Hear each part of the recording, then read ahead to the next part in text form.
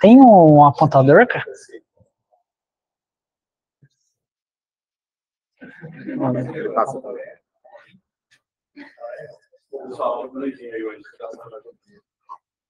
Oi, pessoal, tudo bem? Para quem não me conhece, eu sou o Luiz Carlos, eu sou intensivista, sou diarista da UTI do 11 de Sul. A ideia é a gente conversar um pouquinho sobre sedação e analgesia na UTI. Bom? Fiquem bem à vontade, se vocês quiserem interromper em qualquer momento a aula, fazer perguntas, tá bom? A ideia é ser mais um bate-papo do que uma aula formal. Acho que inicialmente é importante a gente ressaltar algumas definições. Parece meio óbvio isso, mas às vezes é bom colocar preto no branco, né? Sedação diz respeito a usar medicamentos para diminuir o nível de consciência dos pacientes, ou para tornar eles menos despertáveis, vamos dizer assim, enquanto que a analgesia diz respeito a usar medicações para reduzir a dor dos pacientes, né? Novamente, parece meio óbvio, mas às vezes é importante a gente ressaltar o óbvio. E aí tem algumas observações que eu acho que são importantes. Eu posso ter vários níveis de sedação, né? Geralmente, quando a gente se refere à sedação profunda, a gente está pensando naquele alvo de sedação em que o paciente não acorda, não consegue interagir com o meio, não consegue responder comandos. Enquanto que na sedação leve, eu tenho um paciente dormindo, entre aspas, mas que é facilmente despertável, que com pouco estímulo ele consegue acordar e interagir com o meio, certo? Uma segunda observação que eu acho que é bem importante é que a maioria das medicações que tem efeito sedativo não tem efeito analgésico. E a maioria das medicações que tem efeito analgésico não tem efeito sedativo. Isso eu acho importante ressaltar para vocês, porque é relativamente comum a gente ver, o paciente está anestesiado, então a gente vai fazer um procedimento que dói sem anestesia local. Já devem ter visto ou ouvido isso algumas vezes ao longo da vida de vocês. E o paciente estar sedado não vai impedir ele de ter dor. Se ele estiver bloqueado, ele provavelmente não vai conseguir se mexer para se defender, mas ele vai sentir dor do mesmo jeito. Tá? Então, só lembrar disso, analgesia, sedação é sedação. O ideal é que a gente trate essas duas coisas de forma diferente, tá bom? Bom, o advento das medicações sedativas e das medicações analgésicas foi um passo muito importante na evolução da medicina. Se a gente parar para refletir um pouco, a gente só consegue prestar a maior parte dos cuidados que a gente presta hoje na UTI graças às medicações sedativas e analgésicas. Se não existissem os sedativos, boa parte do suporte, boa parte dos tratamentos que a gente faz em UTI seriam impraticáveis porque seriam extremamente desconfortáveis para o paciente. Então, quando a gente ceda o doente, nosso objetivo no final é, de alguma forma, diminuir o desconforto relacionado à doença ou relacionado às intervenções para tratar aquela doença.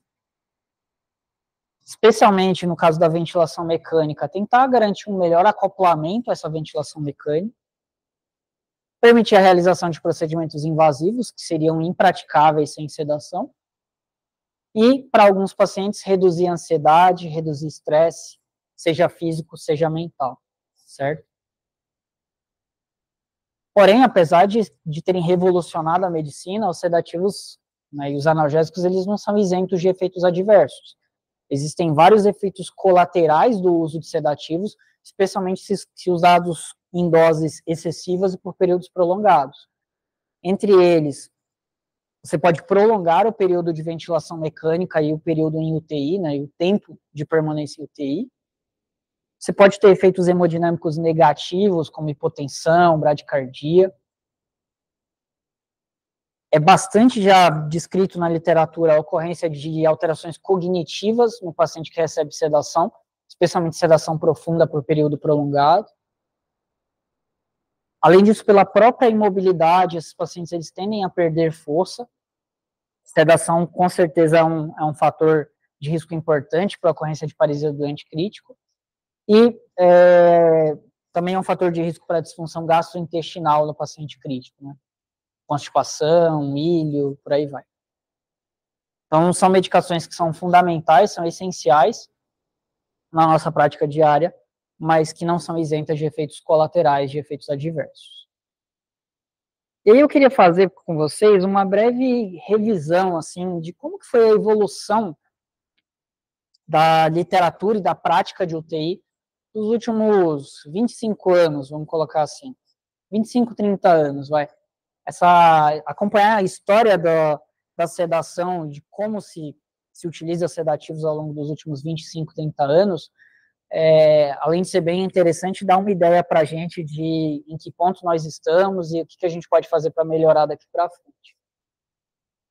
Então, se a gente pensar ali nos anos 80, nos anos 90, a ideia é que todo mundo que estivesse na UTI, especialmente se estivesse em ventilação mecânica, acabaria recebendo sedativos com o objetivo de sedação profunda.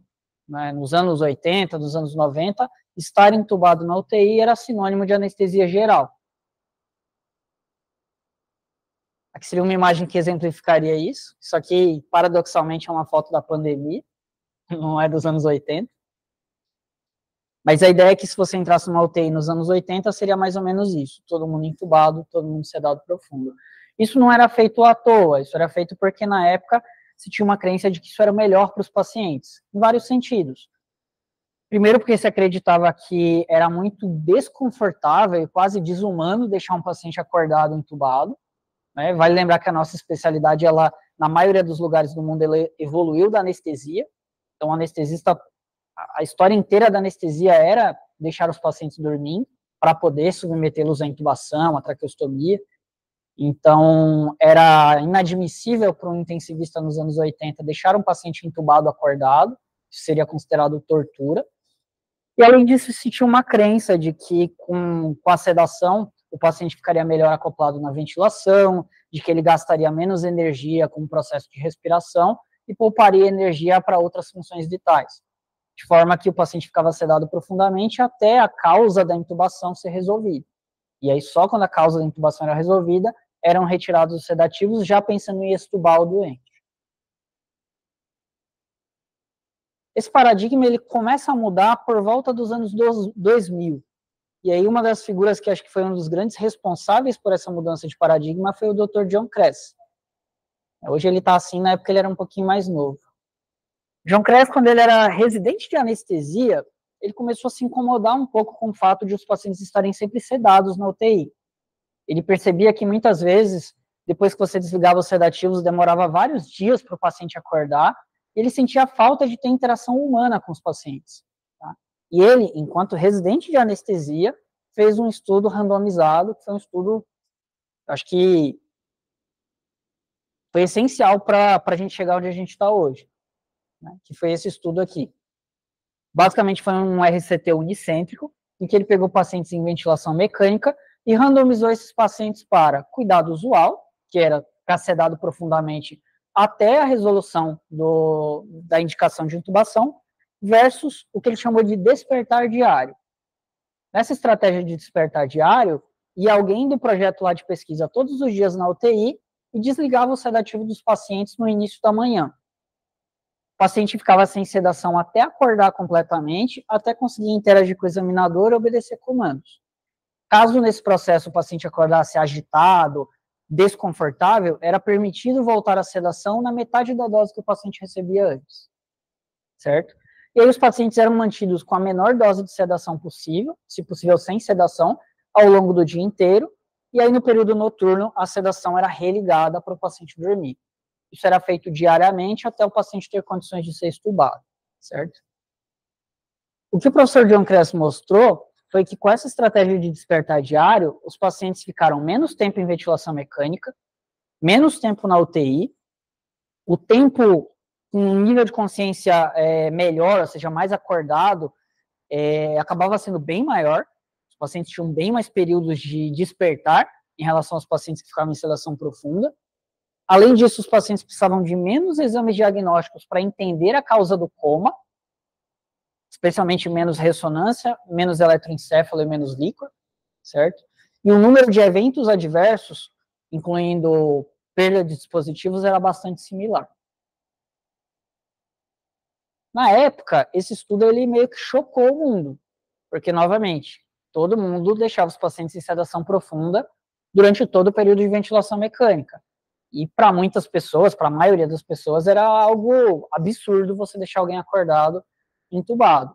Então, eu não preciso dizer para vocês que esse estudo foi bombardeado de críticas, foram publicadas várias cartas questionando os resultados do estudo, tá? E ele, de fato, tem algumas limitações, ele é unicêntrico, ele tem um N pequeno de pacientes, mas ele foi essencial porque ele mudou o paradigma. Foi a primeira vez que alguém demonstrou que era possível deixar os pacientes com menos sedação, e que talvez isso faria bem. E isso foi o gatilho para vários outros centros do mundo começarem a fazer pesquisas nesse sentido, e para a gente chegar onde a gente está hoje.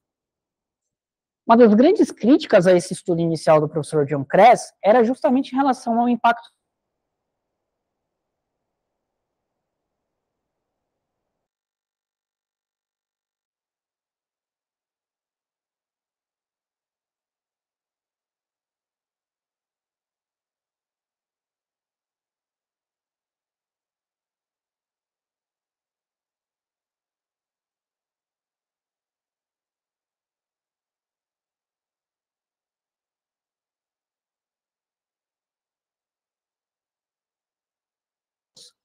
os pacientes que ficavam no grupo despertar diário, não apenas eles não tinham mais estresse pós-traumático ou mais ansiedade, como pelo contrário, ficar acordado foi associado a uma redução nas escalas de estresse pós-traumático e de ansiedade a longo prazo. Aparentemente, vivenciar a experiência da UTI era algo importante para os pacientes elaborarem o que aconteceu e conseguirem lidar com isso a médio e longo prazo. Dito isso, como eu falei para vocês, vários outros centros do mundo começaram a estudar os efeitos deletérios da sedação profunda e comparar isso com estratégias de sedação mais leve. Isso se refletiu nas publicações que aconteceram na década seguinte. Nos anos seguintes, a gente teve vários estudos grandes, a maioria coortes, mas alguns estudos randomizados também, e todos caminhando mais ou menos no mesmo sentido, que pacientes que ficavam com sedação profunda tinham piores desfechos na UTI, especialmente mais tempo de internação, mais delírio, mais déficit cognitivo, em alguns estudos até maior mortalidade. Eu diria para vocês que de 2015 para frente ficou bem estabelecido na literatura, isso inclusive é refletido nos últimos guidelines que a gente tem do PADIS, que são de 2016, que sedação profunda é algo deletério e que deve ser evitada nos pacientes críticos. Perfeito. Daí, alguns autores começaram a estudar abordagens um pouco diferentes, né? Por que desligar a sedação de manhã e religar à noite? Será que não... Se o problema é a sedação profunda, será que não dá para fazer de outras formas, desde que o paciente fique sem sedação profunda? E aí foram feitos alguns estudos, comparando estratégias diferentes, desde despertar diário versus sedação guiada por protocolo, em que o médico falava lá para o enfermeiro, olha, eu quero que esse paciente fique raso 0 a -2. O enfermeiro ia titulando a sedação para atingir aquele alvo de sedação que estava prescrito. Alguns outros estudos compararam despertar diário com deixar sem sedação e só fazer bolos intermitentes de sedação se a agitação perigosa. Alguns estudos compararam com um protocolo de sedação que eles chamaram de Early Go, Directed Sedation, porque na época isso estava na moda. E assim, o fato é que, desde que seja feita a sedação leve, não parece haver diferença de como você faz essa sedação leve. Então, fazer despertar diário, fazer sedação guiada por metas, fazer sedação só a critério, só se o paciente tiver agitação, parece ser igualmente eficaz, desde que o paciente não seja exposto à sedação profunda, certo? Destaque aqui para essa participação coreana na literatura.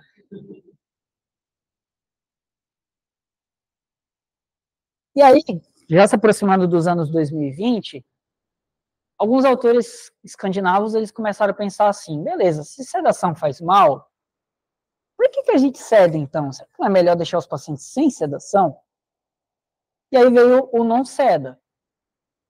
O non-SEDA é um estudo multicêntrico, randomizado, que randomizou pacientes para uma estratégia de sedação leve, guiada por metas, versus uma estratégia de não sedação.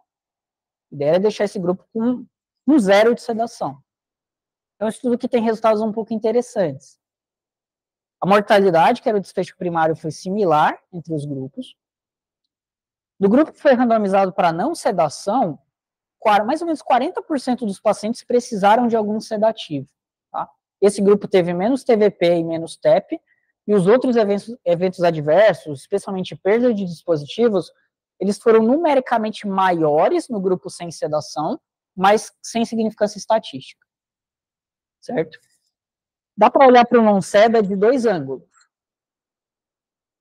Algumas pessoas podem olhar para esse estudo e falar assim, é muito difícil você deixar os pacientes sem sedação. Quase metade dos doentes precisaram de algum sedativo de resgate porque eles não ficaram bem sem sedação. E, além disso, a mortalidade foi igual. Então, eu vou continuar dando sedativo para os doentes. Mas você pode olhar de outro ângulo também. Mais da metade dos pacientes que estavam em ventilação mecânica toleraram ficar sem nenhum sedativo. E eles tiveram mortalidade similar e mais ou menos a mesma taxa de eventos adversos. Eu acho que dá para a gente olhar pelos dois prismas. O que fica para mim desse estudo é, se o doente tolerar, deixa ele sem sedação. Se ele não tolerar, deixa a sedação leve. E aí a gente caminha para o conceito mais atual, eu diria para vocês, para o paradigma mais atual, que é não apenas a sedação per se, mas o uso do sedativo integrado num plano de cuidados maior, num plano de cuidados visando melhorar desfechos a longo prazo. E aí a gente chega nesse ponto, principalmente após a definição do que é síndrome pós-UTI, que é uma coisa que sempre existiu, mas ela foi nomeada, ela ganhou uma definição oficial por volta de 2015, 2016. Né? Síndrome pós-UTI é um conjunto de sinais e sintomas que refletem uma disfunção nova, seja na esfera física, na esfera cognitiva, na esfera emocional, na esfera social, e que estão relacionadas com a passagem do paciente pela UTI. A UTI deixa sequelas nos pacientes. Isso já era reconhecido há vários anos atrás, mas em 2015, 2016, isso ganhou um nome. E ganhar um nome foi importante, porque isso fez essa síndrome ela ser cada vez mais reconhecida e cada vez mais visada como um alvo terapêutico. Quer dizer, fazer um cuidado direcionado para minimizar a ocorrência de síndrome pós-UTI. E quando a gente vai ver algumas das características da síndrome pós-UTI, como fragilidade, fraqueza adquirida na UTI, disfunção cognitiva ou estresse pós-traumático, a gente vê que todas essas características são de alguma forma associadas com sedação profunda. Logo, começa a fazer sentido que se eu expor menos os meus pacientes à sedação profunda, eu minimizo a ocorrência eu provavelmente minimizo a ocorrência de síndrome pós-UTI, certo?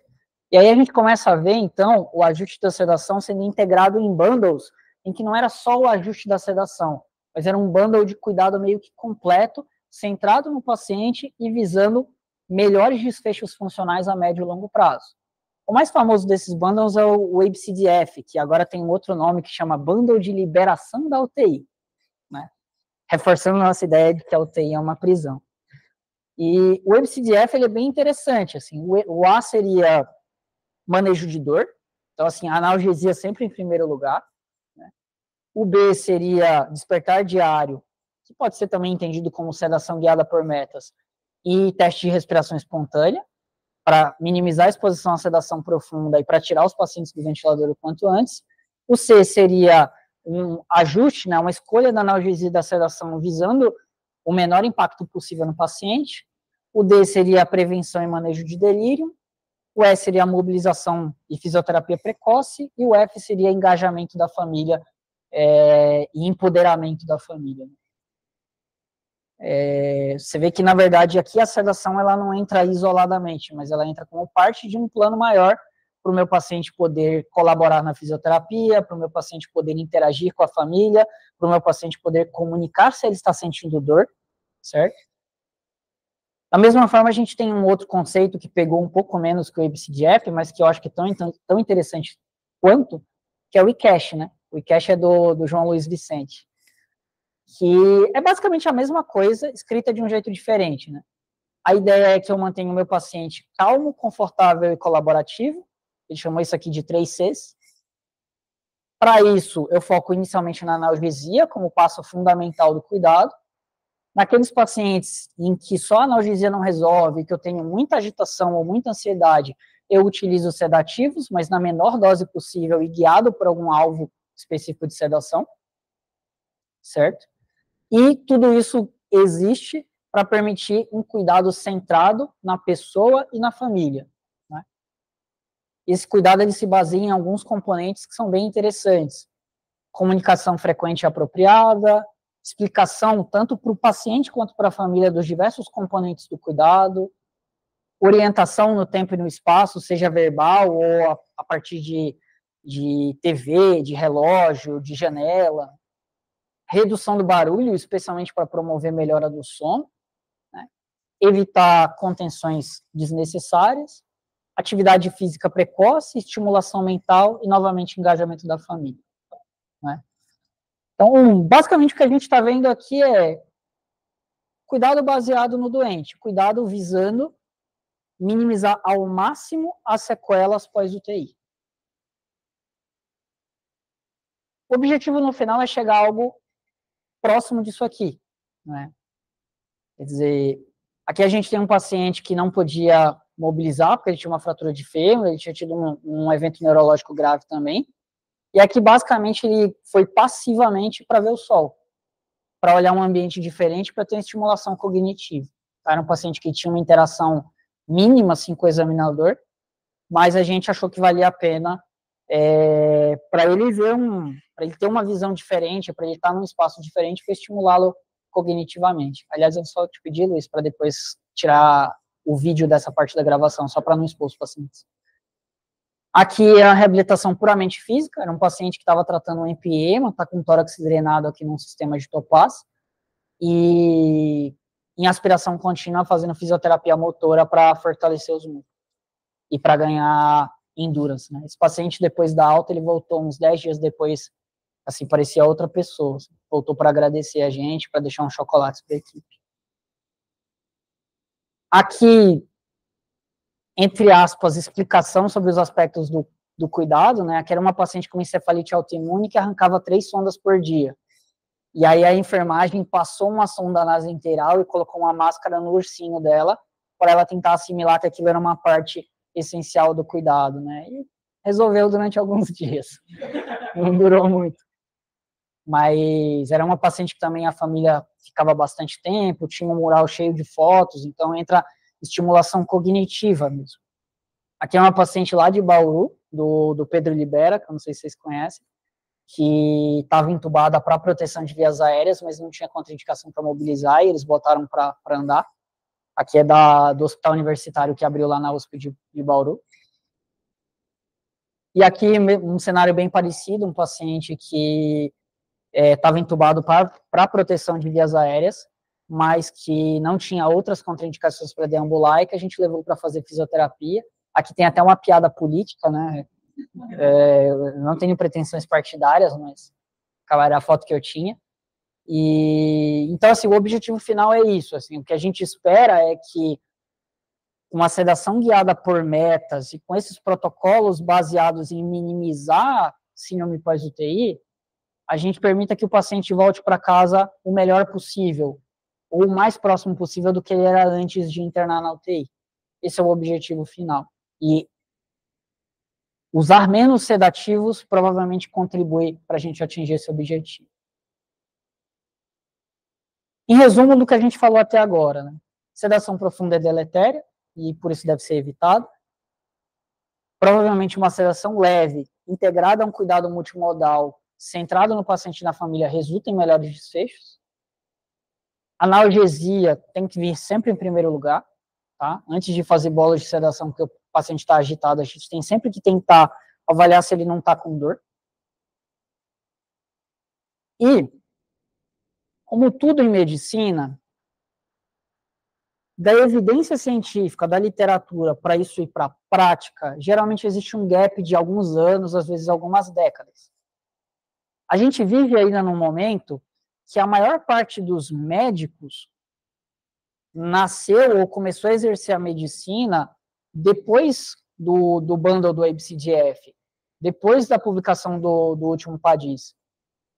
E a maioria dos médicos intensivistas, inclusive, que praticam a medicina intensiva no nosso país, passaram a vida inteira mantendo os pacientes em sedação profunda.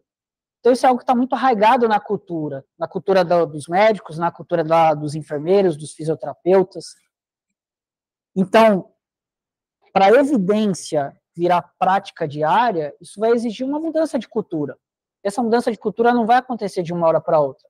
Ela vai acontecer aos poucos, gradualmente, baseada no exemplo, baseada nas pessoas começarem a ver os pacientes sem sedação e falar, nossa, não é que dá certo?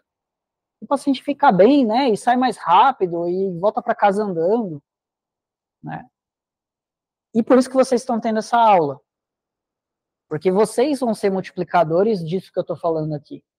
Vocês vão sair daqui e semear esse exemplo em qualquer lugar que vocês estejam, e isso vai influenciar outras pessoas a difundir isso, e aos pouquinhos a cultura de sedação vai mudando, e a gente vai sair daquela UTI lá dos anos 80, 90, que está todo mundo em RAS menos 5, para a UTI que a gente viu ali dos pacientes andando, fazendo exercício, sendo estimulado cognitivamente. Dito isso, essa era a parte importante da aula, tá? Quem quiser dormir daqui para frente está liberado. A partir de agora, tudo que eu vou falar para vocês tem em qualquer livro de farmacologia, qualquer handbook de UTI, então, assim, é cultura inútil. A parte importante já foi. Bom, tornando as coisas um pouco mais palpáveis e objetivas, eu preciso... Nossa, ficou pequeno. Eu preciso de alguma forma objetiva de avaliar o nível de sedação, até para poder orientar o meu enfermeiro como que eu quero que o paciente fique, ou até para poder comparar de um dia para o outro se o paciente está mais ou menos desperto. Para isso a gente utiliza escalas. Existem várias escalas validadas. A que a gente mais utiliza aqui no Hospital das Clínicas é a escala de RAS, que é uma escala que vai de menos 5 a mais 4. Eu posso graduar desde graus importantes de sedação a graus importantes de agitação. Ela é relativamente simples, fácil de reproduzir, por isso que a gente acaba utilizando ela, né? Só para lembrar, acho que todos vocês já viram essa escala, mas o menos 5 seria o paciente que não desperta de forma alguma, não tem nem resposta motora a estímulos. O menos 4 seria aquele paciente que tem resposta motora, mas não tem abertura ocular, aquele paciente que se mexe, que quando você faz estímulo doloroso ele retira, mas ele não abre os olhos. O menos 3 abre os olhos, mas está em Nárnia, não consegue focar em você. Menos 2 é aquele paciente que consegue focar em você, mas ele não consegue sustentar a atenção por mais de 10 segundos. Então você chama, ele abre os olhos, te encara, responde um sim, você para de falar, ele capota de novo. O menos 1 são alguns de vocês agora, na aula depois do almoço. Quer dizer, o paciente que está sonolento, mas é facilmente despertável, com um pequeno estímulo ele já acorda e responde as coisas de forma coerente. O 0 é o paciente que está totalmente alerta. Mais 1 seria um paciente inquieto, ansioso. O mais 2, assim, não existe definição melhor para mim do que o Siri na lata. Mais 2 é o Siri na lata, aquele paciente que não para quieto, que está se mexendo, batendo perna ali, ele não está batendo em ninguém, ele não tem propósito, ele só não consegue ficar parado.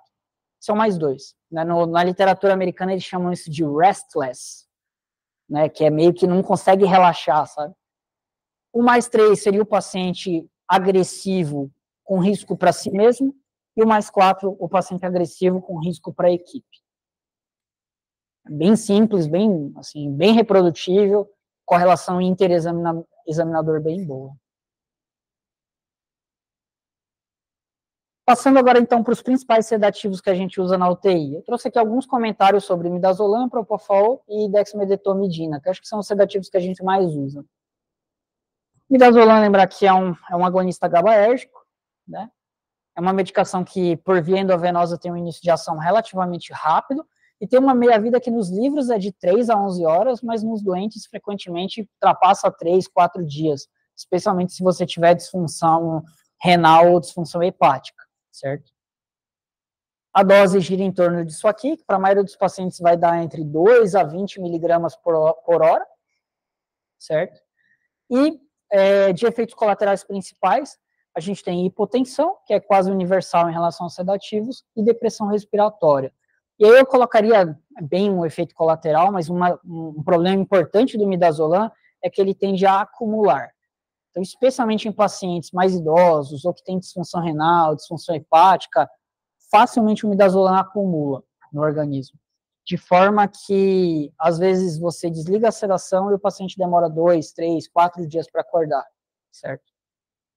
Quando a gente vai ver a literatura comparando o midazolam com outros sedativos, esses aqui são, acho que, os 3 estudos mais importantes, que são comparando o midazolam tanto com o propofol quanto com o Precedex. E, de uma forma geral, o midazolam ele é pior do que os outros sedativos. Geralmente, nos estudos que compararam, né, sedativos de curta duração com o midazolam, ou com lorazepam, que tem uma farmacocinética parecida com a do midazolam, geralmente os pacientes que recebem benzodiazepínicos, eles têm mais tempo de ventilação, mais tempo de UTI, mais delírio e mais exames por não acordar, certo? Isso fez com que no último guideline, que foi o PADIS agora de 2016, fosse recomendado que os benzodiazepínicos não fossem utilizados como sedação de primeira linha, certo? Então o PADIS recomenda propofol ou Precedex como sedativo de primeira linha e recomenda o midazolam como um sedativo de resgate ou apenas em situações muito específicas. Exemplo, delirium tremens, estado de mal convulsivo, que talvez seja uma situação que o midazolam vá um pouco melhor do que outros sedativos, mas para pacientes críticos em geral, o midazolam não deve ser usado como sedativo de primeira linha. E não sou eu que estou falando isso para vocês, é o PADIS, é a literatura. Está lá no guideline escrito com essas palavras, certo? Mesmo os doentes com instabilidade hemodinâmica, a gente tem alguma evidência de que o propofol é tão seguro quanto o midazolam. Tá? Então, mesmo o paciente que está muito chocado, choque cardiogênico, ainda assim, muitas vezes o propofol, ele vai melhor. Tá? Bom, falando do propofol, ele também é um agente GABAérgico, um início de ação bastante rápido, mais rápido do que os benzodiazepínicos, uma meia-vida descrita ali de 3 a 12 horas, mas geralmente com um tempo de despertar bem curto. Né? Geralmente, quando você desliga o propofol, o paciente demora de 15 até 60 minutos para despertar. Isso costuma ser bem mais rápido do que no caso dos benzodiazepínicos. Né? A posologia sugerida na literatura seria essa. Assim, na prática, você pode ir de 1 a 30 ml hora. O grande problema é que quanto maior a dose, mais efeito colateral. Né?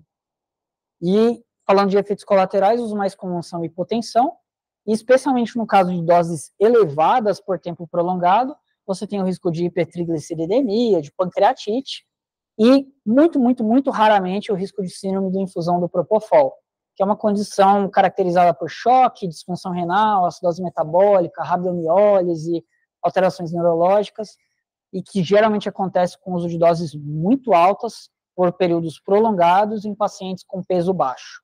Tá? É muito, muito, muito raro, eu acho que eu vi um caso desde que eu entrei no HC, 8, 10 anos, né, praticamente.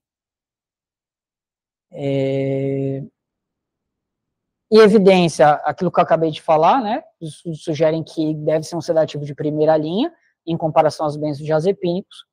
E aí, acho que de sugestões para o dia a dia, eu diria, usem a menor dose necessária, tá? A dose suficiente para o paciente ficar ali com RAS -1, -2, o alvo de sedação que você escolheu, e tenham cuidado com doses altas por período prolongado.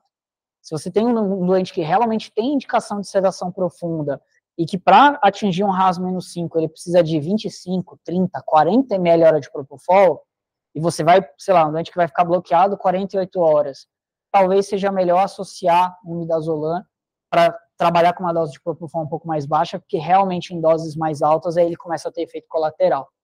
Além disso, cuidado com bolos, principalmente em doentes que têm disfunção ventricular. O propofol ele é relativamente seguro em infusão contínua, especialmente nas doses que a gente usa. Vocês já viram as doses de propofol que os anestesistas usam? É 60, 70, 80 ml hora para deixar o paciente em plano anestésico. A gente deixa 5 ml hora e fica com medo do doente ficar hipotenso. Então, a gente usa doses muito baixas. Mas nos bolos, existe um risco mais importante de hipotensão, de depressão miocárdica. Isso é verdadeiro, principalmente para doentes que já têm disfunção ventricular importante. Aquele doente lá com HP, que já tem um ventrículo gigante, aquele doente que tem lá os seus 15% de fração de ejeção, cuidado quando for fazer bolos. Aí talvez seja a situação que para fazer o bolos é melhor usar outro medicamento. E por fim a gente tem a coqueluche, né? Agora nem tanto, mas uns 3 anos atrás era a coqueluche do momento, que era a dexmedetomidina, né? Que é o famoso Precedex, né? Ele age por uma outra via, ele é um agonista alfa-2 adrenérgico. Vale lembrar da fisiologia que os receptores alfa-2, eles são receptores principalmente centrais, e eles têm uma função inibitória. Então, quando você estimula eles inibem a via simpática. E dentre as diversas vias que eles inibem, algumas estão relacionadas à agitação, ansiedade. É uma medicação que ela não é um sedativo, ela não é muito boa para sedação profunda. Raramente você vai conseguir deixar o paciente RAS menos 5 com Precedex, mas ela é boa para sedação leve, ela é boa para um efeito, entre aspas, meio calmante só. A dose sugerida na literatura varia de 0,3 a 1,5 micrograma por quilo por hora. Se vocês forem olhar na bula se recomenda como dose máxima 0,7, mas a maioria dos estudos foi até 1,5, tá? E, de uma forma geral, foi segura. Então, dá para chegar em doses mais altas se necessário, né? A meia-vida é um pouquinho mais longa, 2 a 3 horas. Então, geralmente, quando dá ruim com Precedex, vai demorar um pouco mais para passar. E quando eu falo dar ruim, basicamente eu estou falando de choque e de bradicardia, principalmente de bradicardia, tá? Que é o principal efeito colateral dessa medicação, tá? Comparado com os benzodiazepínicos, a dexmedetomidina é associada a melhores desfechos. Mas a gente tem vários estudos recentes, em especial o Mendes 2 e o SPICE 3, que compararam o Precedex com o Propofol e não conseguiram demonstrar superioridade do Precedex, né? Inclusive, a gente tem algumas meta-análises mais recentes sugerindo piores desfechos com Precedex, né? Além disso, é uma medicação que ela é cara, mais cara que o Propofol, e você não pode fazer bolos.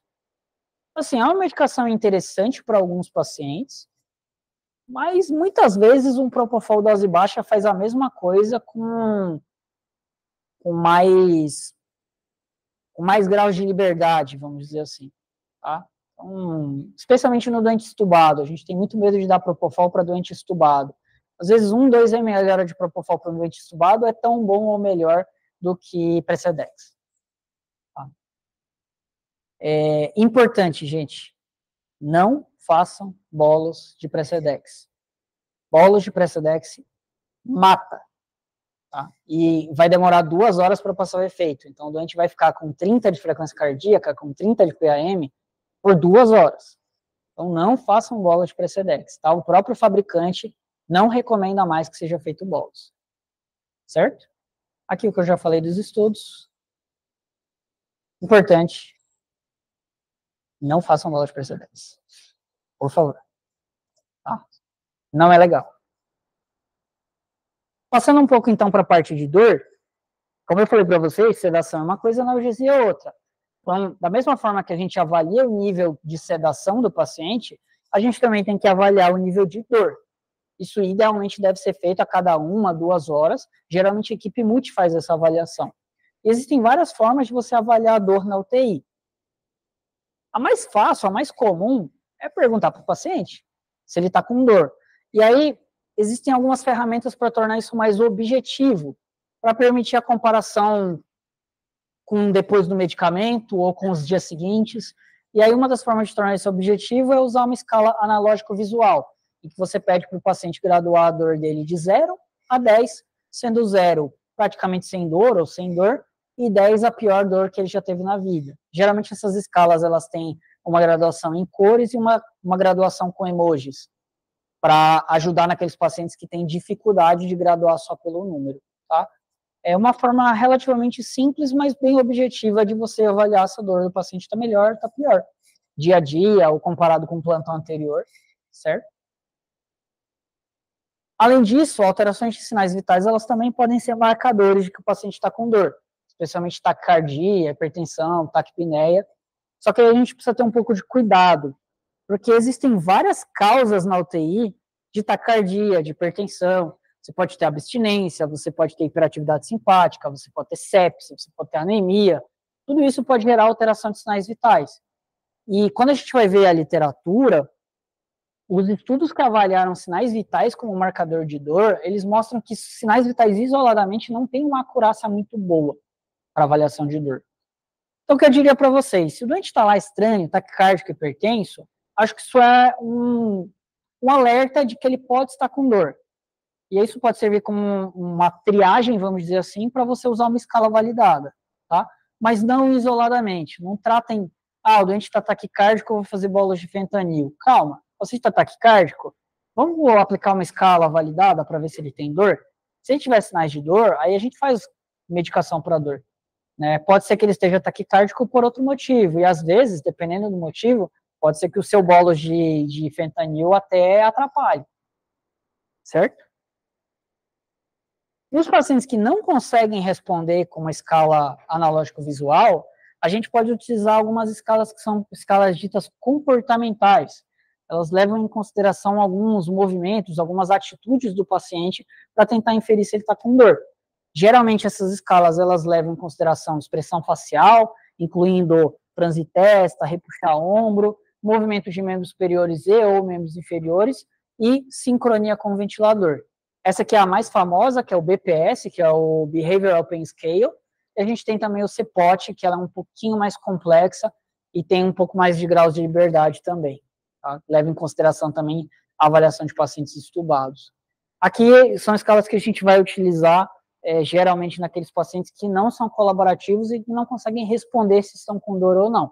Tá?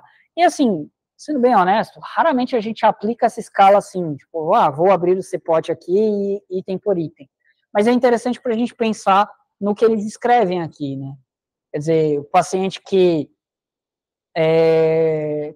faz movimentos muito bruscos, repuxa ombro, repuxa a perna, tá tenso, tá sudoreico, franzindo testa, isso são sinais de que ele tá com dor.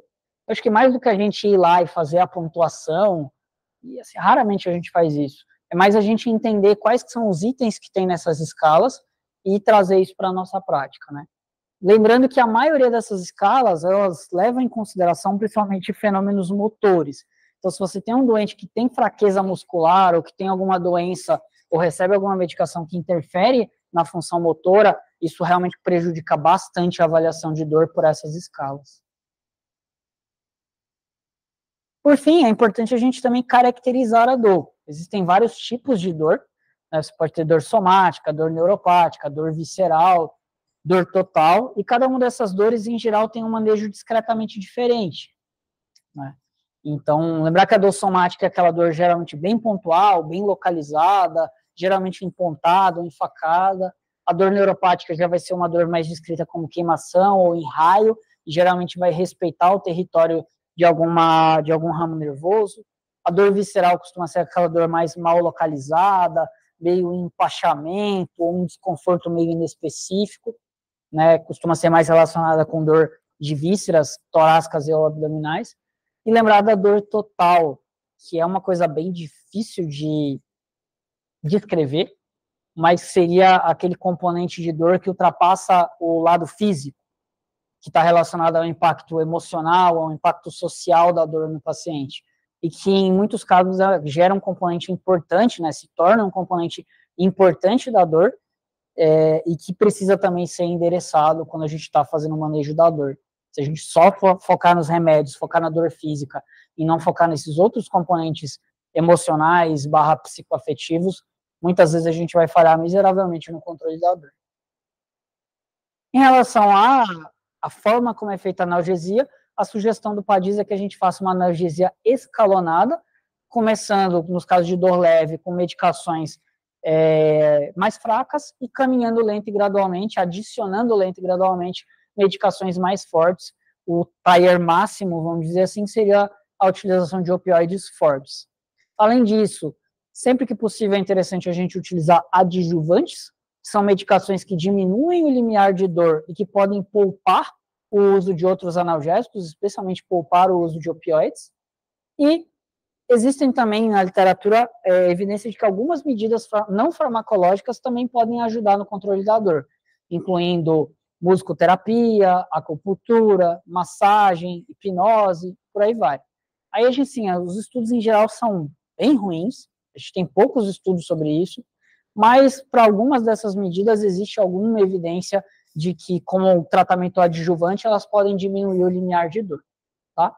Por fim, antes de entrar numa discussão sobre os principais analgésicos, existe uma coisa chamada analgesia preemptiva, que é você fazer medicações para dor antes do paciente ter dor. Existem algumas situações na UTI em que a gente sabe que o paciente vai ter dor. Exemplo, o banho no paciente com fratura de pelve, o curativo do paciente grande queimado. A gente sabe que o paciente vai ter dor durante aquele procedimento. E a gente tem evidência na literatura de que fazer analgesia antes do estímulo doloroso resulta num score de dor final menor do que esperar o paciente ter dor para fazer analgesia de resgate. Então, se você tem um paciente que você sabe que alguma coisa vai gerar dor, você pode se programar junto com a equipe e planejar uma analgesia preemptiva. Isso provavelmente vai reduzir o grau total de dor daquele paciente e no momento que for feita ali a manipulação, o banho, enfim, esse paciente provavelmente vai precisar de menos medicação de resgate. Falando um pouquinho dos principais analgésicos, a gente tem primeiro a morfina, que acho que é o analgésico o opioide, né, mais utilizado no mundo inteiro. Ele age nos receptores opioides Mi, sigma e kappa. É uma medicação que tem um início de ação em torno de 5 a 10 minutos e uma meia-vida que gira em torno de 3, 4 horas, por isso você precisa fazer várias doses ao longo do dia, né? Geralmente a posologia inicial gira em torno de 1 a 2 miligramas a cada 4, 6 horas, mas isso varia muito de paciente para paciente, especialmente pacientes que já estão expostos ao opioide por períodos prolongados, eles tendem a precisar de doses mais altas. Lembrar que os principais efeitos colaterais são retenção urinária, constipação e, nos casos de intoxicação, pode acontecer bradipneia. Isso é comum a todos os opioides. E, importante, lembrar que a morfina tem eliminação principalmente por via renal. Então, nos pacientes que têm disfunção renal, existe uma tendência a acumular metabólitos da morfina. Esses metabólitos, eles não têm efeito analgésico, mas eles têm efeito sedativo. De forma que o paciente muitas vezes começa a ficar muito sonolento, começa a ficar bradipneico e continua com dor, tá? Então, a gente tem que ter cuidado se o paciente tem disfunção renal, a ideia é utilizar doses mais baixas de morfina, ou talvez aumentar o intervalo entre as doses. Outro opioide que a gente usa bastante na UTI é o fentanil, né? O fentanil age especificamente nos receptores Mi, é uma medicação que tem um início de ação bem rápido, uma meia-vida também relativamente curta. A posologia usual que a gente utiliza na UTI varia de 10 a 50 microgramas por hora, né? Lembrar que o fentanil ele é em torno de 100 vezes mais potente que a morfina. Então, isso aqui seria mais ou menos o equivalente a 1 a 5 miligramas por hora de morfina. Então, é bastante morfina, bastante opioide. Os efeitos colaterais, eles são comuns, né, aos opioides, só que é uma medicação que, diferente da morfina, tem uma eliminação principalmente hepática. Então, nos pacientes com disfunção renal, às vezes é mais seguro usar fentanil do que usar morfina, tá? Por outro lado, existe uma tendência à distorção do fentanil no circuito de ECMO. Então, por isso que, frequentemente, nos pacientes que estão em ECMO, a gente deixa morfina em bomba e não fentanil, tá? Porque o fentanil tende a ter uma eficácia menor nesse subgrupo de pacientes. Uma coisa que eu esqueci de falar da morfina é que, quando você administra a morfina, geralmente ocorre uma liberação de histamina. E isso pode dar prurido, eventualmente pode gerar urticária, isso às vezes é confundido com alergia à morfina, tá? Então, tomar cuidado, na maioria das vezes não é alergia, na maioria das vezes é só a liberação de histamina, que faz parte da farmacodinâmica dessa medicação. Então, só para ter isso em mente. Bom, um outro analgésico que a gente tem usado bastante na UTI é a ketamina, né? A ketamina é a queridinha do momento, né? Tomou o lugar do Precedex. Ela age por um outro mecanismo, ela é um antagonista do glutamato, mais especificamente do receptor anti-NMDA do glutamato. É uma medicação que faz efeito bastante rápido e tem uma meia-vida relativamente curta. Ela tem algumas vantagens. Ela geralmente não causa depressão respiratória. Então, ela é interessante para pacientes que você está preocupado com proteção de vias aéreas, preocupado com drive respiratório, que comparado com outros analgésicos, com outros sedativos, ela não vai interferir no drive, tá? E ela tem efeitos diferentes de acordo com a dose utilizada. Quando você usa doses mais altas, você induz uma anestesia dissociativa, que é um estado que o paciente meio que desconecta do mundo. Isso é obtido com doses que geralmente variam de 1 a 2 miligramas por quilo em bolos.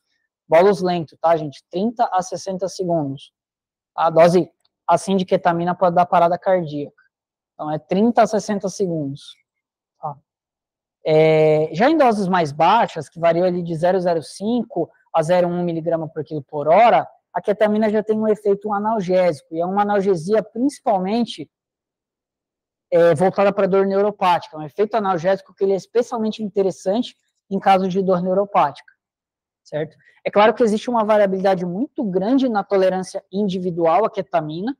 Às vezes a gente vê doentes que com a dose analgésica já dissociam, e às vezes a gente vê pacientes que a gente dá a dose dissociativa e eles continuam acordados ali, curtindo pra caramba e pedindo mais, sabe? Então, existe uma variabilidade, mas geralmente se eu quero só analgesia, dose mais baixa, infusão contínua. Se eu quero anestesia dissociativa para procedimento, por exemplo, dose mais alta, em bolas de 30 a 60 segundos.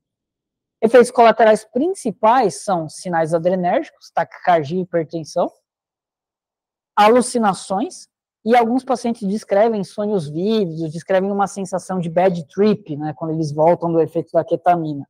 Tem alguns pacientes que eles odeiam ketamina, inclusive porque eles voltam com uma sensação horrível, assim, de experiência meio extracorpórea, assim. Então, essa bad vibe pode acontecer, mas, novamente, tem uma variabilidade muito grande. Assim, eu já vi pacientes ficarem pedindo mais. Eu vi uma vez um paciente que a gente foi explicar os efeitos colaterais da ketamina e ele falou, eu tô tranquilo, eu entendo disso aí. Então, assim, é muito individual isso. Reza a lenda que se você pedir para o paciente pensar em coisas boas, ele costuma ter uma viagem melhor com a ketamina. Isso. Além disso, tem algumas outras coisas. A ketamina ela tem uma absorção boa por várias vias. Então, você pode dar ketamina por via subcutânea, por via oral, por via sublingual, por via retal. A absorção costuma ser boa, o efeito costuma ser bom por todas essas vias, certo?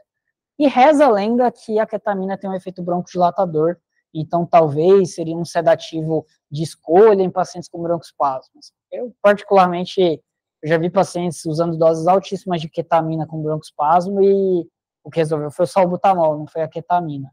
Mas lembrar que existe esse pressuposto aí na literatura. E por último, lembrar da metadona. A metadona também age nos receptores Mi, mas ela também tem um efeito anti-NMDA fraco, o que explica por que ela é uma medicação boa também para dor neuropática, certo? Em termos de farmacocinética, é a medicação que mais demora a fazer efeito e principalmente que mais demora a chegar num efeito basal, no que a gente chama de um steady state. Geralmente ela demora de 3 a 4 dias para chegar num nível sérico estável, o que significa que, idealmente, você só deve fazer reajustes na metadona, na dose de metadona, a cada 3, 4 dias. Porque, provavelmente, se você fizer reajustes antes, você não está vendo ainda o efeito completo da medicação. E isso aumenta o risco do paciente intoxicar, né? Os efeitos colaterais são os mesmos da morfina, incluindo a possibilidade de QT longo, que é uma coisa que não é tão comum com os outros opioides. De uma forma geral, é uma medicação que gera menos dependência, e que pela sua farmacocinética, ela se presta muito bem para um controle a médio e longo prazo da dor. Geralmente é uma medicação que a gente dá para substituir outros opioides com ação mais curta em alguns dias. Geralmente a gente dá a metadona para tirar o fentanil, para tirar a morfina daqui a alguns dias. Certo? A posologia é muito variável, eu coloquei aqui uma sugestão muito grosseira do que a gente usa no dia a dia, mas isso é bastante variável. Em relação aos adjuvantes, existem N medicações que podem ser utilizadas como adjuvantes na analgesia em UTI. Eu trouxe aqui mais para citar as principais, né? Os anticonvulsivantes, principalmente a pregabalina e a gabapentina. A carbamazepina também pode ser utilizada em alguns casos. São medicações que, de alguma forma, modulam a dor e acabam sendo bem interessantes, principalmente em casos de dor neuropática. Os antidepressivos, e aqui especialmente a duloxetina e a venlafaxina, também podem ser interessantes em alguns cenários específicos. Nos casos de dor total também, o uso de antidepressivos também pode ser interessante para ajudar, né, no componente de manejo da ansiedade mesmo. Os anti-inflamatórios, que são analgésicos bem interessantes para pacientes com dor somática, pacientes com dor muito pontual, tipo dor pós-operatória, ou dor relacionada a fraturas. Se eles não tiverem contraindicações, eles costumam ir muito bem com anti-inflamatório. Corticoides também podem ser adjuvantes interessantes para alguns tipos de dor, e aí acho que as duas dores que vão muito bem com corticoide são dor óssea e dor relacionada à irritação meníngea. São dois tipos de dor que costumam responder bem ao uso de corticoide, né? É um adjuvante interessante. E lembrar que em casos selecionados, o uso de bloqueios ou de anestesia regional, seja bloqueio de nervo periférico, ou seja passagem de um catéter peridural para fazer anestesia peridural, pode ser interessante, né? Em alguns cenários específicos, especialmente com dores bem localizadas, ou em pós-operatório de cirurgias que envolvem um segmento específico do corpo, que você consegue anestesiar só aquele segmento, são estratégias interessantes para minimizar a dor do paciente e minimizar a necessidade de outros analgésicos. Enfim, o I'm Just Ken deveria ter ganhado o Oscar de música original. Desculpa, Billie Eilish, mas... enfim, isso é o que eu tinha para falar para vocês. Acho que, resumindo tudo que eu falei hoje, que foi bastante coisa, seleção e analgesia são partes essenciais do nosso arsenal como intensivista, são coisas que a gente precisa dominar, certo? Mas que, ao mesmo tempo que elas podem ajudar a diminuir o sofrimento do paciente, elas também podem gerar sequelas importantes e gerar, especialmente, disfunções a médio e longo prazo, sejam físicas, cognitivas ou emocionais, certo? Então, se a gente utilizar esses medicamentos de forma inadequada, a gente pode fazer mal para o nosso paciente. E a ideia é, cada vez mais, a gente integrar o manejo da sedação e analgesia num plano de cuidados maior, visando ao máximo diminuir as sequelas cognitivas, físicas, emocionais, relacionadas à passagem do paciente pela UTI.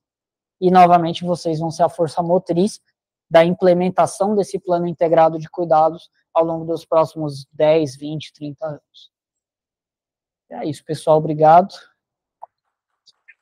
Como diria o Marcelo, tirem suas dúvidas. O paciente que precisa de uma dose um pouco maior do propofol para conseguir ficar na zero. Assim, isolado e com propofol. Essa situação, que ele está com saturação leve pela escala, por si só vai trazer, daria piores efeitos, ou o fato dele estar com uma sedação mais leve, a despeito do uso da sedação, não traria os efeitos deletéreos. O que os estudos geralmente comparam é atingir alvo de sedação, não a dose que você precisa para atingir isso. Então, de uma forma geral, se o paciente ficar RA0 menos 1, mesmo recebendo dose alta de propofol, tudo bem. A grande questão é que se você precisa, sei lá, de 25, 30 ml hora de propofol para manter alguém RA0, isso a médio e ao longo de alguns dias, esse paciente vai começar a ter hipertrigliceridemia, ele pode ter pancreatite, pode ter síndrome de infusão do propofol, é uma carga calórica a mais que pode gerar overfeeding, então você começa a ter outros efeitos indesejados relacionados à dose em si do propofol. Mas se você pensar nos estudos, comparando sedação leve com profundo, o que importa é o paciente chegar na sedação leve. A mesma coisa lá do não seda, né? Assim, o que importa era o paciente ficar no alvo de sedação desejado.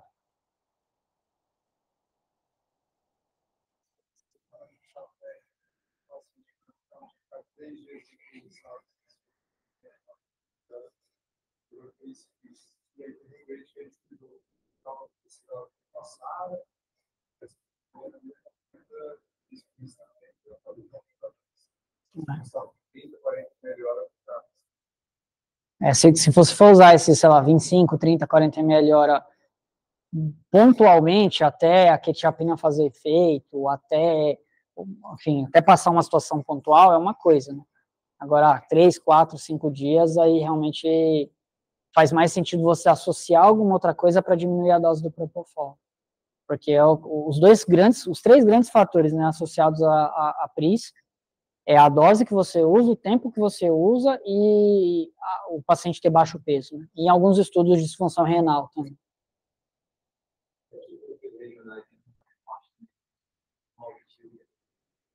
Essa é uma boa pergunta.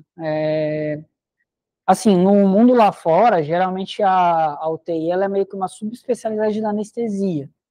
Então, acaba que a maioria dos intensivistas tem proficiência para fazer bloqueio regional, porque eles aprendem isso na formação. A gente vive um cenário um pouco diferente. A gente geralmente vem da clínica médica, agora a gente vem do internato, né? Então, eu pelo menos eu não tive treinamento formal para fazer bloqueio durante a residência. Acho que é uma coisa que talvez ao longo do tempo passe a ser integrado ao nosso dia a dia, mas é algo que você precisa ter um treinamento para fazer, né? Olhando para o cenário brasileiro, eu acho muito mais fácil a gente integrar equipes de manejo de dor no cuidado desses casos mais complexos do que treinar todos os intensivistas, entendeu? Porque a gente já tem times de controle de dor na maioria dos hospitais. A maioria dos hospitais tem um grupo da dor, né? E geralmente esse grupo da dor tem anestesistas que são habilitados e que têm treinamento formal para fazer bloqueio regional, entendeu? Então, no cenário brasileiro, me parece, se eu fosse um gestor, me parece muito mais racional eu criar protocolos para acionamento do grupo da dor em casos pontuais específicos, do que eu treinar do zero todos os intensivistas, entendeu? Mas é algo que, talvez ao longo do tempo, à medida que a nossa especialidade for crescendo, talvez comece a entrar no nosso rol. Assim como é no Reino Unido, na Austrália, broncoscopia. Broncoscopia quem faz é o intensivista, com aparelho descartável, inclusive. E talvez, à medida que a nossa especialidade for crescendo, isso se torne uma realidade. Hoje, do jeito que funciona no Brasil, eu acho um pouco provável isso acontecer. Talvez seria útil, porque quando eu estava assim, pontuais, sei lá, tem uma fratura de centro, e aí aquilo que tinha um fratura de escápula, no superior esquerdo, e assim, estava subindo dose de opioide, nada, cresceu a ketamina, e não controlou a dor, ele dissociou pouco, e aí o lutador foi lá, porque ele tirou todas as medicações. Sim. Então eu falei, sim, só vai fazer isso, assim, e não foi, eu diferenciei viralento assim. Não é complexo. Assim, eles usaram o ultrassom, como que eles guiaram? Tá.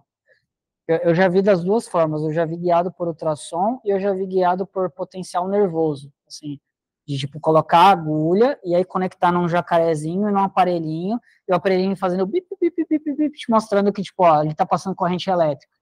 E aí, achou o nervo, aí você injeta o anestésico. Eu já vi das duas formas. Bloqueio. Eu cheguei a fazer bloqueio umas 2 ou 3 vezes quando eu era interno lá em Belém. Depois nunca mais. Passo no pecinheiro só para o pessoal fazer bloqueio para enxergar. Fez lá, zerou a enxerga do cara. Entendi. É uma coisa interessante, mas acho que falta uma questão de logística, né? Aí tem uma questão logística grande.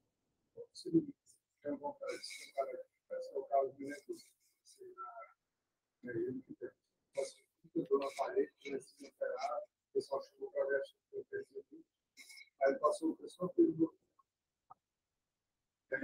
os pacientes uma série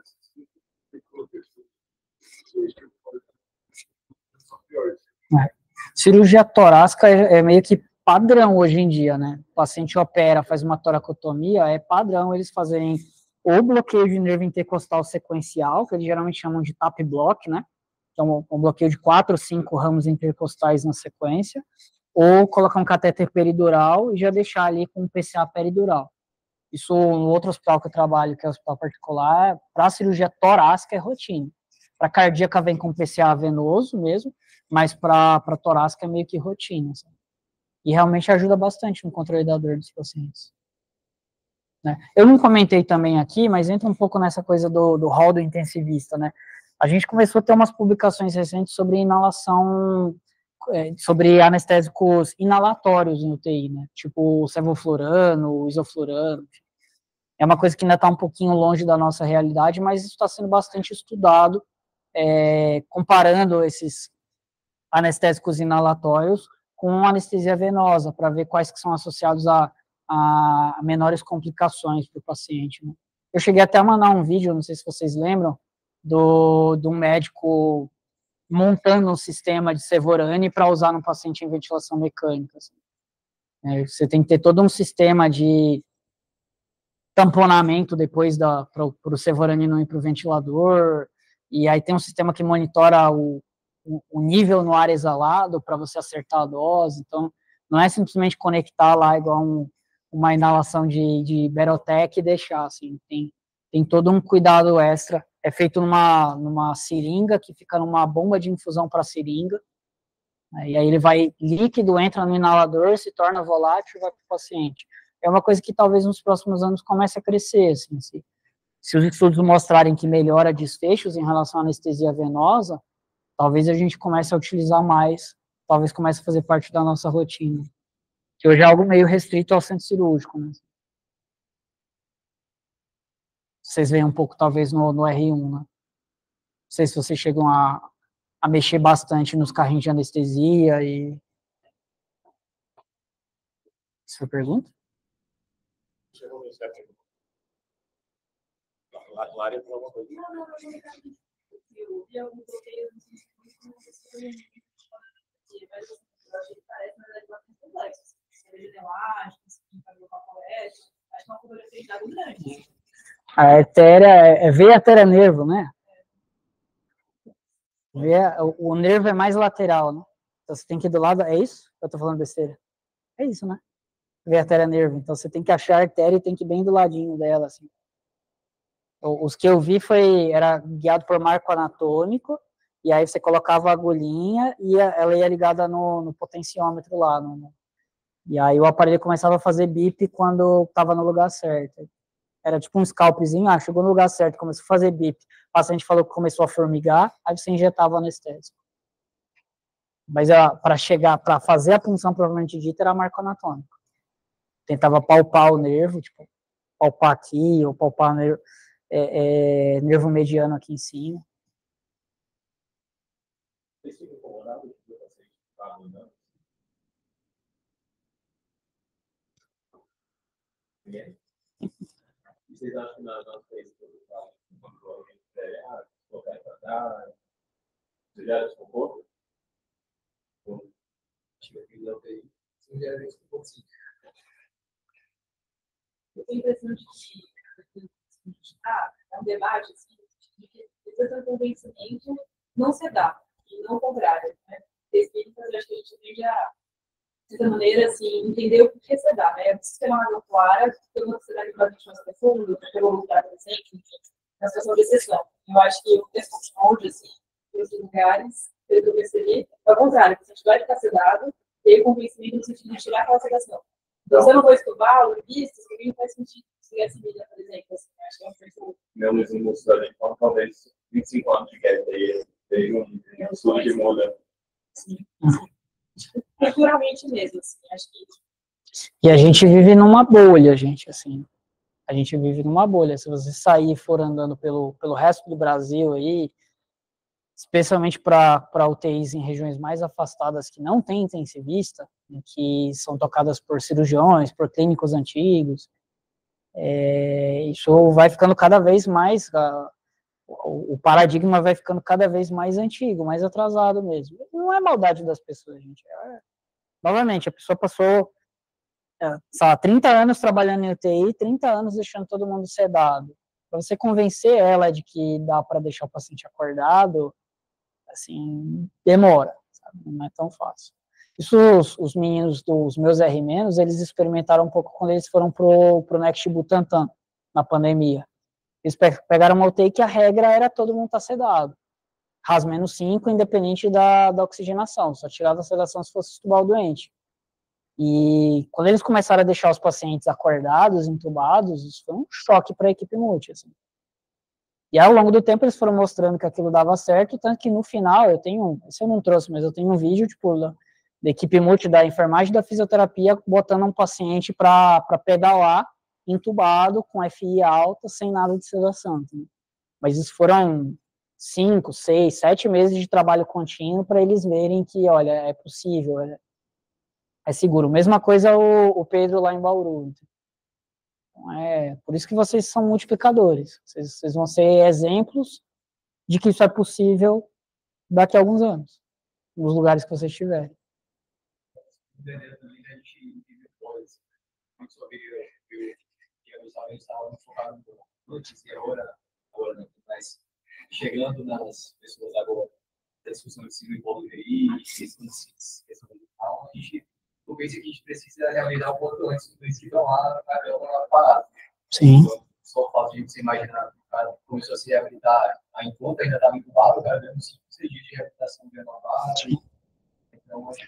Mas é mais profundo que isso, sabe? Tipo, às vezes é muito mais cômodo você deixar o paciente raso -5 do que você ter que ir lá conversar com ele, explicar o que está acontecendo, dele tocar a campainha e você ver o que está acontecendo. A gente vê, às vezes, aqui nas nossas UTIs, campainha sendo desligada para o paciente não acionar à noite. E isso porque a gente faz todo um trabalho com a equipe multi, né, de cuidado centrado no paciente.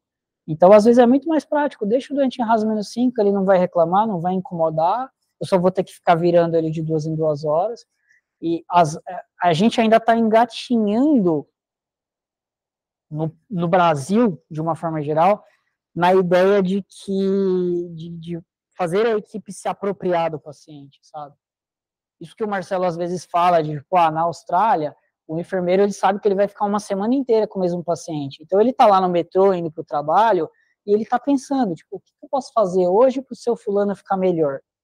Porque eles se apropriam do cuidado do doente. A gente ainda vive numa situação de precariedade tão grande que as pessoas muitas vezes elas já chegam de costas no hospital, sabe? Porque foi 2 horas e meia da sua casa para o trabalho, porque recebe um salário ruim, porque é totalmente desvalorizado, entendeu? Então, novamente, cultura, isso não vai ser uma mudança do dia para o outro, vai ser toda uma mudança de mindset, mas também, em paralelo, vai precisar de uma mudança de estrutura, sabe?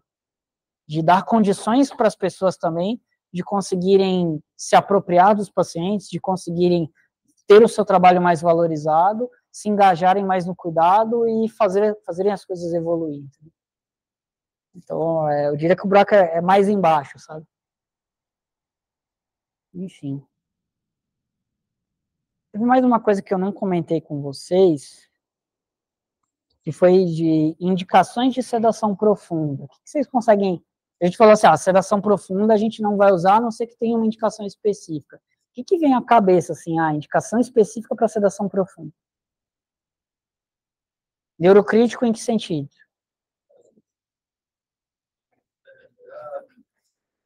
Perfeito. Aqui, o que vem mais à cabeça é a hipertensão intracraniana. Quantos estudos randomizados vocês já viram de sedação versus não sedação em paciente com hipertensão intracraniana?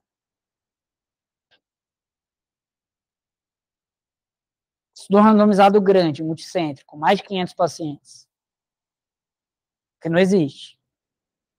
Por que se ceda paciente neurocrítico? Porque alguém de cabelo branco falou para fazer, e isso virou uma regra, isso foi sendo repetido. A gente não tem nenhuma evidência clínica de que sedação seja neuroprotetora.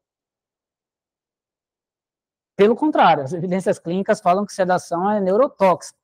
Vide disfunção cognitiva a médio e longo prazo, entendeu?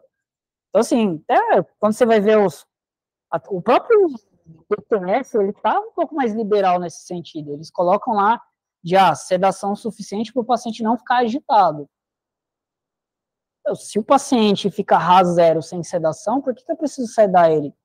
Só porque ele teve um TCE grave e o cérebro está inchado? A sedação não vai fazer o cérebro desinchar.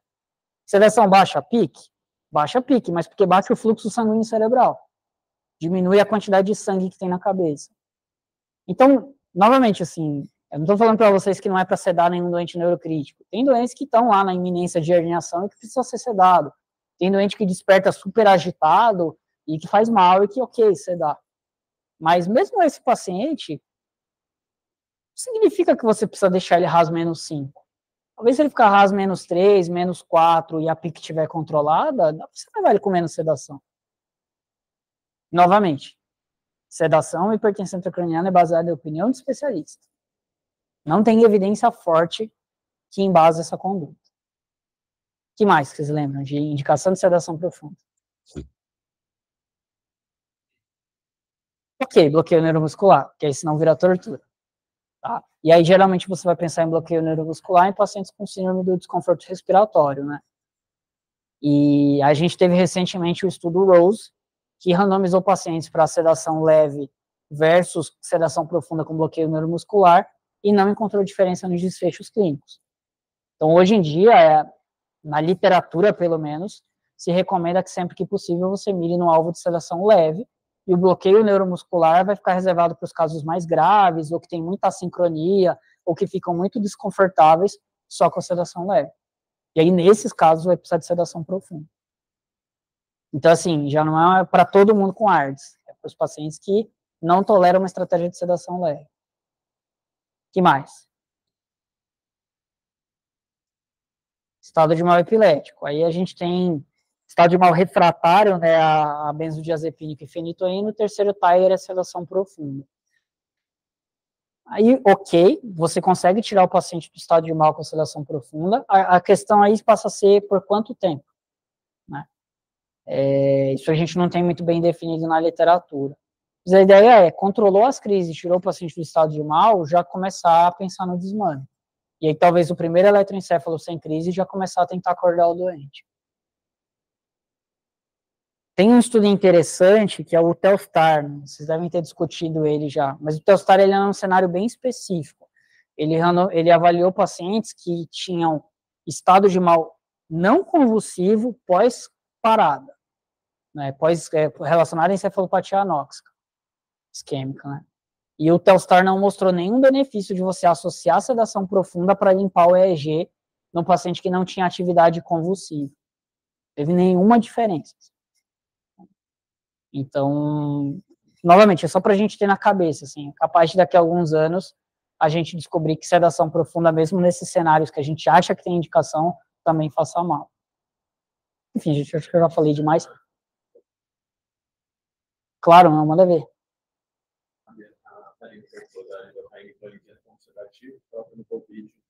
Ah, legal. Vocês estão me escutando, Tadinho?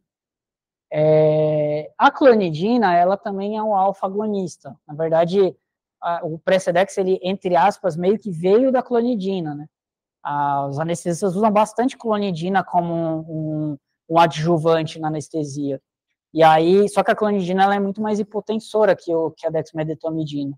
Então, o que eles, na verdade, eles foram pesquisando até encontrar uma molécula que conseguia fazer o mesmo efeito com menos hipotensão, e eles chegaram na dexmedetomidina.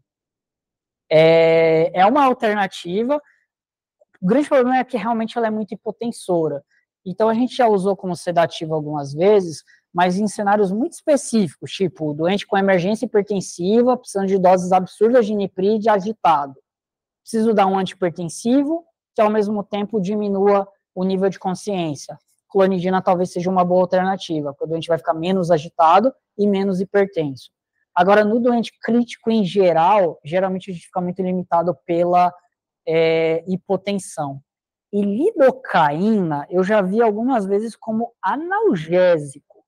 Então, um negócio que eles chamam de bloqueio venoso simpático. E, assim, literatura bem escassa, os resultados são bem